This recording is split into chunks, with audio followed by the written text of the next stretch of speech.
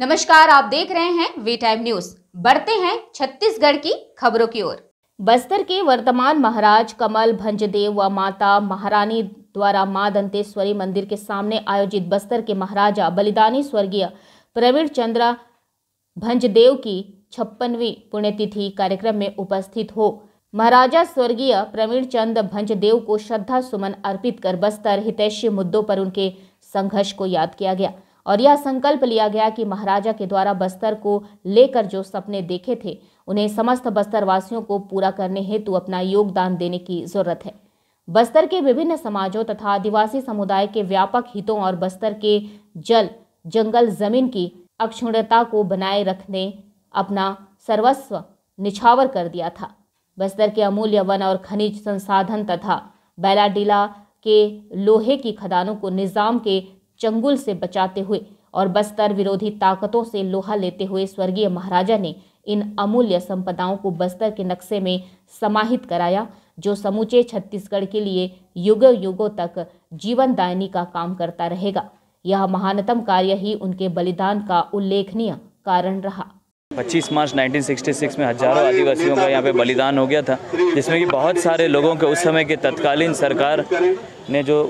गोलीकांड हुआ था, यहाँ पे बहुत सारे लोग मारे गए थे, जिसमें महाराज साहब का भी देहांत हो गया था। और कहीं ना कहीं ये बहुत बड़ी क्षति रही बस्तर की, जिसमें राजनीतिक तरीके से, विकास के तरीके से और साथ साथ आदिवासियों के साथ बहुत बड़ा जो एक षड्यंत्र रचा जा रहा था उस समय के गवर्नमेंट के खिलाफ में, महाराज साहब ने बहुत बड़ा एक आंदोलन उठाया था बस्तर में, जो कि 61 से चला, जिसमें पहले एक लौंडीगुड़ा गोलीकांड हुआ, उसके बाद महाराज साहब की जो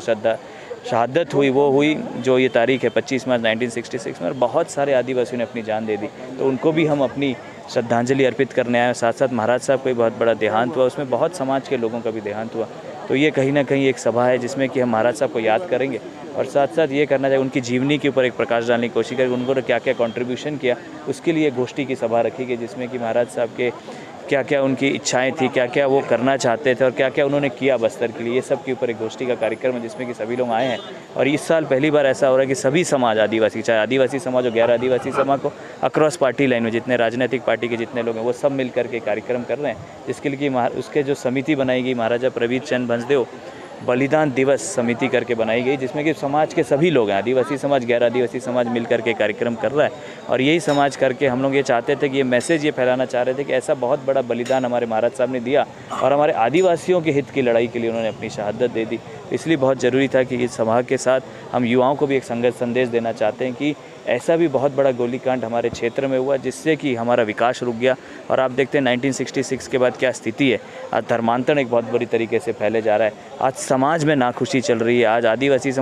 समाज से लड़ रहा है, एक आदिवासी समाज का परिवार क्रिश्चियन हो गया, दूसरा हिंदू, और लड़ रहे हैं आदिवासी समाज एक दूसरे। तो ऐसे बहुत सारी घटनाएं हैं जो प्रवीण महाराज के गोलीकांड के बाद हमको देखने को मिल रही है और समाज में कहीं न कहीं एक दूरियां महसूस करने लग गई थी कि एक दूसरे के प्रति, और समाज एकत्रित नहीं था जो प्रवीण महाराज के समय में था। और कहीं ना कहीं हमारा जो सनातन धर्म है आदिवासियों में, जिसमें आंगादेव, लाडदेव, भैरमदेव सबको मानते थे, वो आस्था अक्षुण्ण थी, वो कभी टूटी नहीं थी और एक दूसरे का प्रति सम्मान भी था। और कहीं ना कहीं आप देख रहे हैं आज के दिन पे प्रवीण महाराज के गोलीकांड के बाद एक जो लीडरशिप थी, जो धार्मिक लीडरशिप कह लीजिए या पॉलिटिकल लीडरशिप, महाराज साहब खुद पॉलिटिक्स में थे, उन्होंने विधायक चुने, इंडिपेंडेंट चुने, तो कहीं ना कहीं दोनों तरीके के महाराज ने पूरे बस्तर को संझावला हुआ था, जिसमें कि पूरा के 7 जिला के लोग इसमें एकत्रित होकर के काम करते थे। और दशहरा में इसका बहुमूल्य दिखता है हमें कि आज भी दशहरा में वो कार्यक्रम चलते आ रहा है, पर कहीं ना कहीं इसे याद करना बहुत ज़रूरी है, क्योंकि उनका जो बलिदान रहा वो खराब ना जाए, वो के बीच में जाए कि महाराज साहब ने क्या क्या किया और किस तरीके से हम समाज को एकत्रित रख सकते हैं, उनकी जन भावनाओं को लेकर के हम आगे बढ़ें।